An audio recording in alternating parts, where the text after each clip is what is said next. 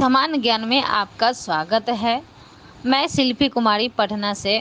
मैं आज आपके बताने जा रही हूँ झलकारी बाई की कुछ महत्वपूर्ण जानकारियाँ हैं। झलकारी बाई का जन्म 2 नवंबर 1830 को झांसी के निकट एक गांव में हुआ था।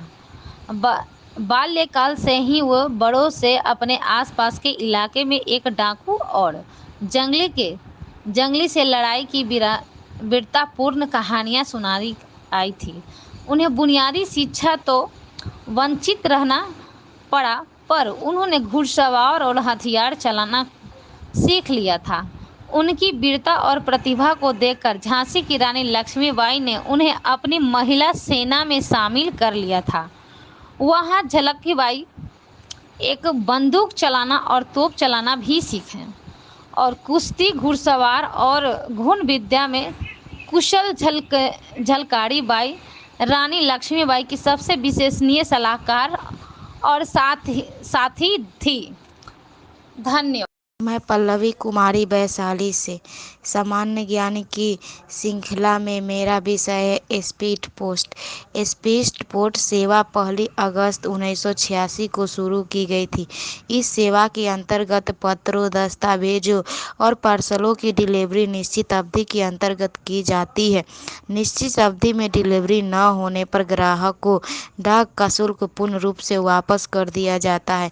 स्पीड पोस्ट नेटवर्क में 266 राष्ट्रीय और 857 राज्य स्पीड केंद्र शामिल है।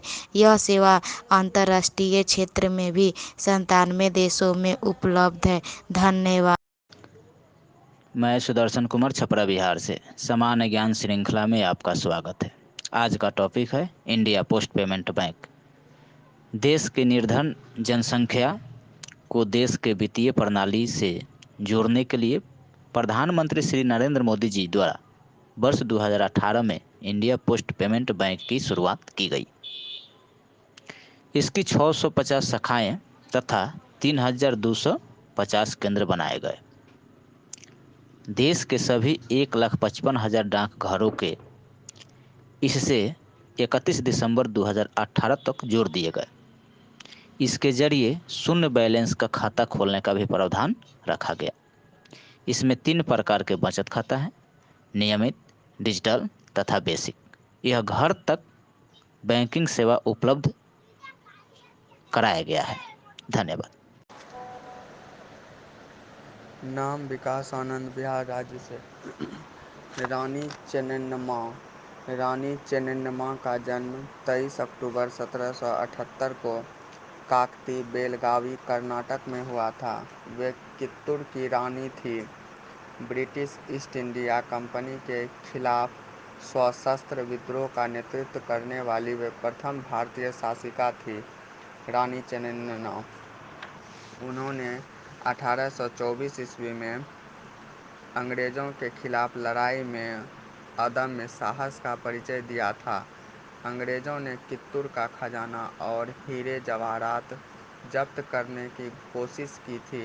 यह देख चेन्नम्मा का खून खौल उठा और वे अंग्रेज़ों पर टूट पड़ी। उन्होंने भयानक युद्ध करते हुए अंग्रेज़ों के छक्के छुड़ा दिए। इन युद्ध में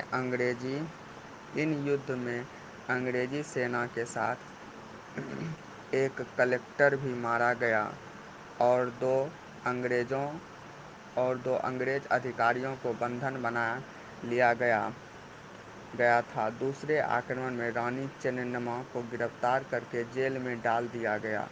वहीं उनका सामान्य ज्ञान की श्रृंखला में मैं प्रीति कुमारी, गया बिहार से।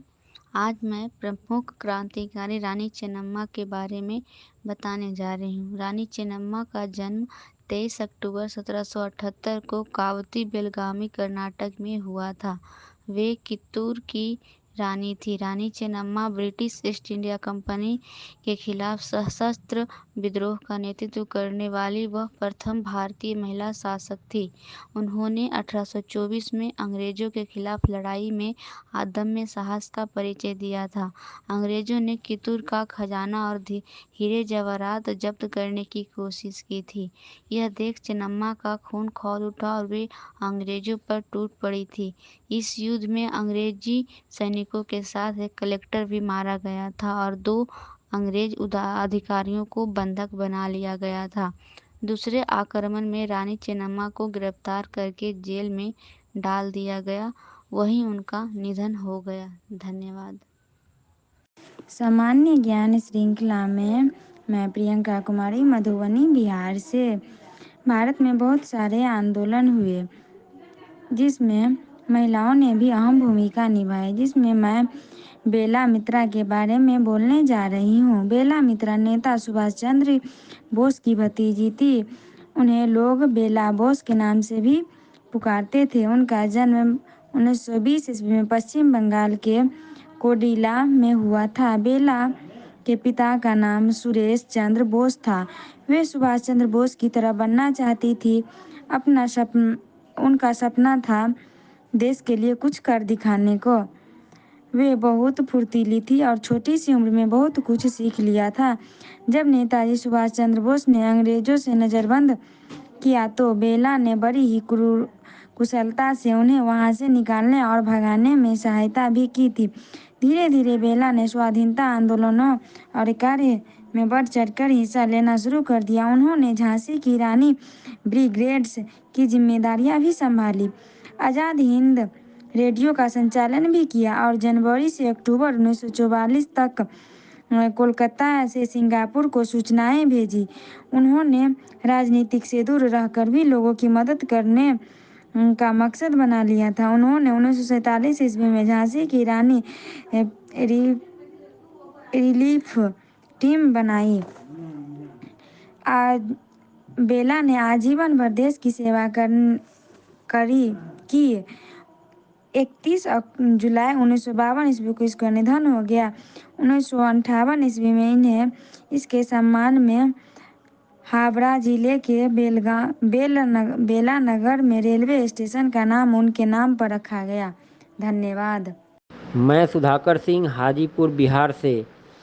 सामान्य ज्ञान के इस श्रृंखला में आज का मेरा टॉपिक है सूचना का अधिकार अधिनियम 2005। सूचना के अधिकार अधिनियम 2005 को विभाग में लागू करने के अतिरिक्त भारतीय डाक विभाग आम जनता को विशिष्ट सेवा दे रहा है, जिसके अंतर्गत केंद्र सरकार के मंत्रालयों, विभागों एवं संगठनों के कुछ विशिष्ट केंद्रीय सार्वजनिक अधिकरण से संबद्ध आरटीआई प्रार्थना पत्रों को जिला स्तरीय डाकघरों में निर्धारित कैंपियों के पास जमा कराया जा सकता है। इस प्रकार के आवेदनों को कैंपिये के जरिए अविलंब संबंधित सार्वजनिक प्राधिकरणों को निर्धारित प्रभारी अधिकारियों को भेज दिया जाता है। डाकघरों को कंप्यूटरीकृत करके नेटवर्क से जोड़ना। डाक विभाग सभी मुख्य डाकघरों तथा बड़ी संख्या में उप डाकघरों को कंप्यूटर तथा उससे संबद्ध उपकरण यथा प्रिंटर, स्कैनर, तुला, मोडम आदि तथा उन्हें चलाने के लिए उचित बिजली उपकरण, जनरेटर सेट, यूपीएस आदि की आपूर्ति कर चुका है। देश के अधिकतर डाकखानों को कंप्यूटरीकृत किया जा चुका है। तमाम बड़े डाकघरों में एटीएम की सुविधा प्रदान की गई है। धन्यवाद। मैं पुष्पा ठाकुर, गया जिला, बिहार से हूँ। इस सामान्य ज्ञान श्रृंखला में आप सभी का अभिनंदन करती हूँ। आज मैं जानकारी बाई के बारे में बताने जा रही हूँ।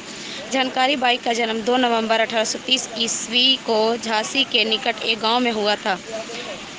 बाल्यकाल से ही वे बड़ों से अपने आसपास के इलाकों के डाकुओं और जंगली जानवरों से लड़ाई की वीरतापूर्ण कहानियाँ सुनाती आई थी। उन्हें बुनियादी शिक्षा से तो वंचित रहना पड़ा, पर उन्होंने घुड़सवारी और हथियार चलाना सीख लिया था। उनकी वीरता और प्रतिभा को देखकर झांसी की रानी लक्ष्मीबाई ने उन्हें अपने महिला सेना में शामिल कर लिया था। वहां जानकारी बाई ने बंदूक चलाना और तोप चलाना भी सीख गई। कुश्ती, घुड़सवारी और धनुर्विद्या में कुशल झलकारी बाई रानी लक्ष्मीबाई की सबसे विश्वसनीय सलाहकार और साथी थीं।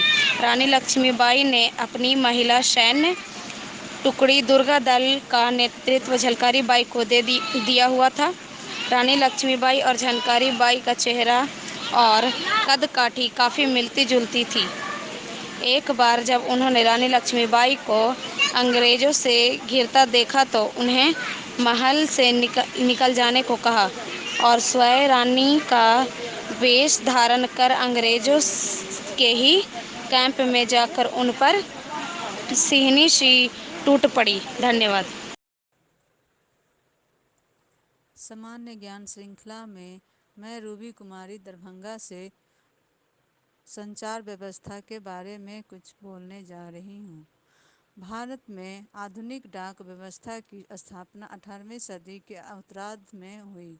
1766 वर्ष में लॉर्ड क्लाइव ने इसकी स्थापना की थी। इस डाक व्यवस्था का विकास हुआ जब वारेन हेस्टिंग्स ने 1774 वर्ष में एक पोस्ट मास्टर जनरल के अधीन कोलकाता जीपीओ की स्थापना की। मद्रास, चेन्नई एवं मुंबई की अन्य प्रेसिडेंसी में जनरल पोस्ट ऑफिस क्रमशः 1786 एवं 1793 में अस्तित्व में आए। 1837 के अधिनियम ने सर्वप्रथम 3 प्रेसिडेंसी में पोस्ट ऑफिस संगठन को अखिल भारतीय सेवा के रूप में समान आधार पर एक करने के लिए विनियमित किया। 1854 के पोस्ट ऑफिस अधिनियम के डाक प्रणाली के स्वरूप में आमूल संशोधन किया और भारतीय पोस्ट ऑफिस व्यवस्था की 1 अक्टूबर 1854 को वर्तमान में प्रशासनिक नींव रखी गई। पोस्ट ऑफिस नेटवर्क डाक संचार सुविधाएं प्रदान करने के अतिरिक्त 19वीं सदी के उत्तरार्ध से पैसा भेजने, बैंकिंग और बीमा सेवाओं की सुविधाएं भी दी जा रही हैं। धन्यवाद। बिहार के पश्चिम चंपारण जिले के रामनगर से मैं पूनम देवी सामान्य ज्ञान की श्रृंखला के आज के भाग में मैं संचार व्यवस्था के अंतर्गत आने वाली डाक व्यवस्था के बारे में चर्चा करूंगी। भारत में आधुनिक डाक व्यवस्था की स्थापना 18वीं सदी के उत्तरार्ध में हुई। सन 1766 ईस्वी में लॉर्ड क्लाइव ने इसकी स्थापना की। सन 1774 ईस्वी में जब वारेन हेस्टिंग्स ने एक पोस्ट मास्टर जनरल के अधीन कोलकाता जीपीओ की स्थापना की, तब इसका और भी विकास हुआ। सन 1786 ईस्वी एवं सन 1793 ईस्वी में मद्रास एवं बम्बई की अन्य प्रेसिडेंसियों में जनरल पोस्ट ऑफिस अस्तित्व में आए। सन 1854 ईस्वी के पोस्ट ऑफिस अधिनियम ने डाक प्रणाली के स्वरूप में आमूल-चूल संशोधन किया और भारतीय पोस्ट ऑफिस व्यवस्था की 1 अक्टूबर 1854 को वर्तमान प्रशासनिक नींव रखी गई। धन्यवाद। जय हिंद, जय भारत। सामान्य ज्ञान श्रृंखला में आप सभी का स्वागत है। मैं नेहा पांडे, जिला रोहतास, बिहार से। आज मैं आप सभी को दूरसंचार के बारे में बताने जा रही हूँ।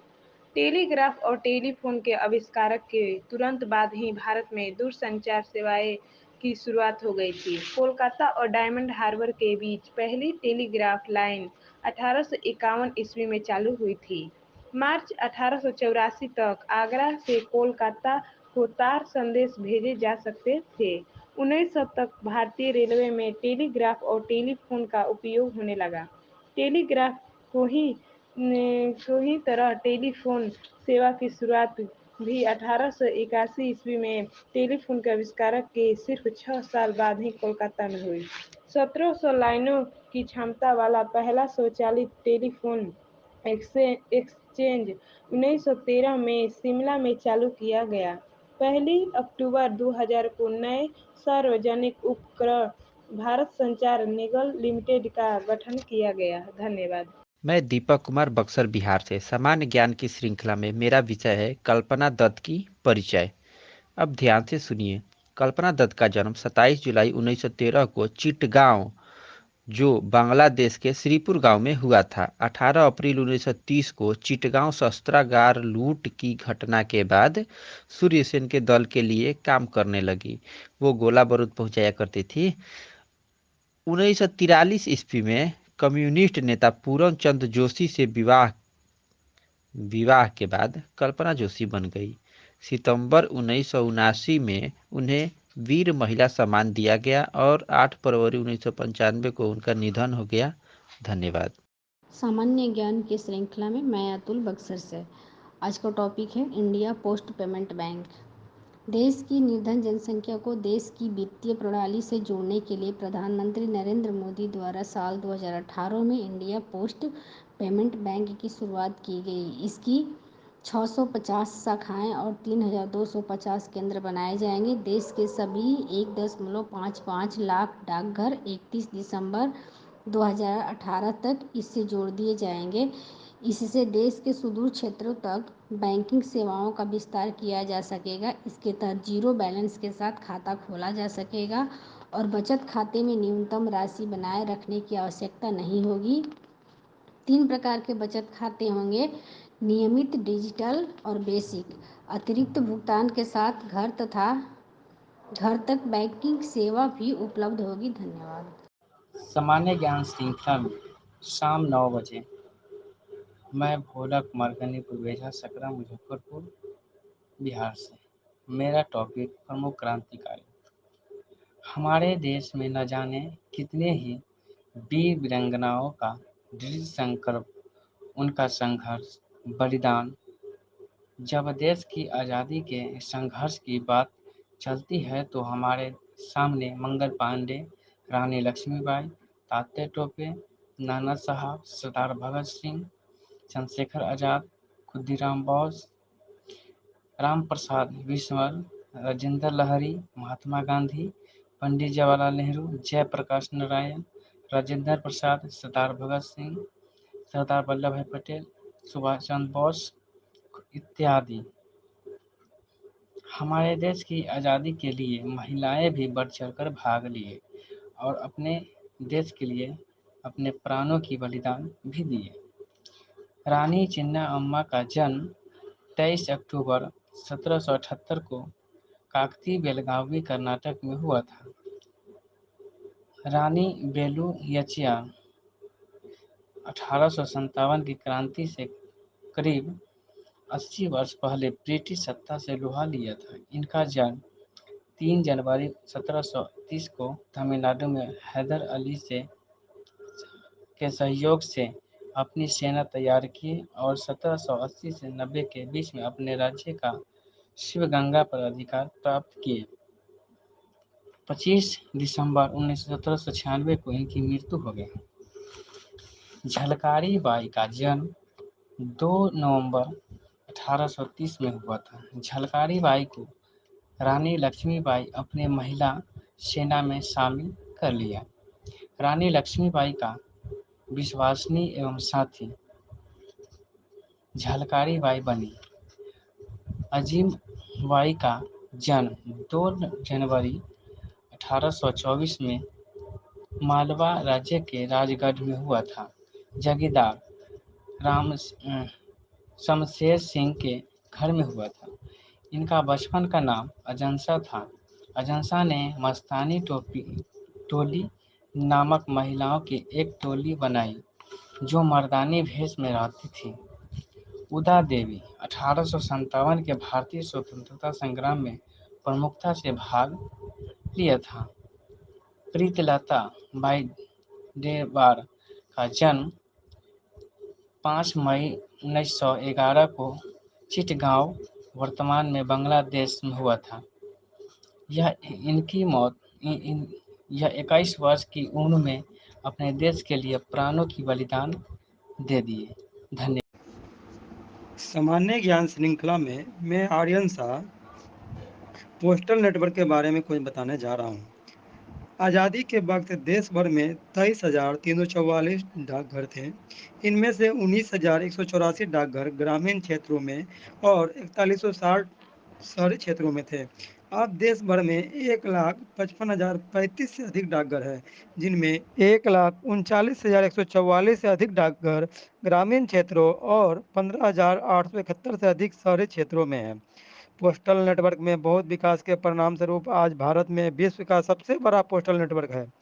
पोस्टल नेटवर्क में 4 श्रेणियों के डाकघर हैं: प्रधान डाकघर, उप डाकघर, अतिरिक्त विभागीय उप डाकघर और अतिरिक्त विभागीय शाखा डाकघर। सभी श्रेणियों के डाकघर समान पोस्टल सेवा प्रदान करते हैं, हालांकि डिलीवरी का काम विशिष्ट डाकघरों के लिए निश्चित है। प्रबंधन नियंत्रण के लिए शाखा डाकघरों में से कोष को उप डाकघरों में और अंत में प्रधान डाकघर में लाकर जमा किया जाता है। विभाग में करीब 2.10 लाख विभागीय कर्मचारी और लगभग 2.73 लाख ग्रामीण डाक सेवक है। उनके प्रशिक्षण की आवश्यकताओं के लिए सुरक्षित प्रशिक्षण तंत्र मौजूद है। धन्यवाद।